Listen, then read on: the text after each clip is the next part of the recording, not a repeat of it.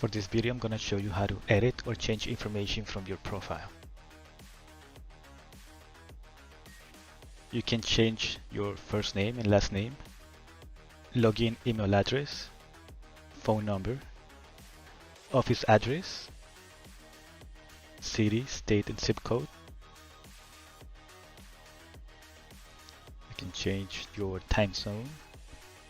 You can also change your contact information, email address, and phone number. This contact information will go in your contact page. You can also upload your profile picture. You select the image that you want to use. You can crop the image.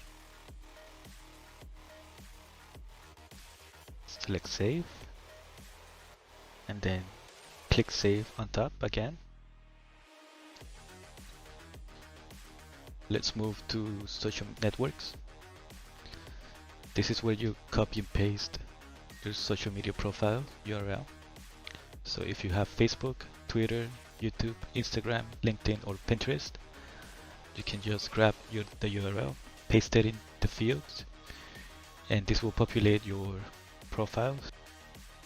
You can use this on different parts of your website, like on the footer and header. If at any moment you want to go back to this page,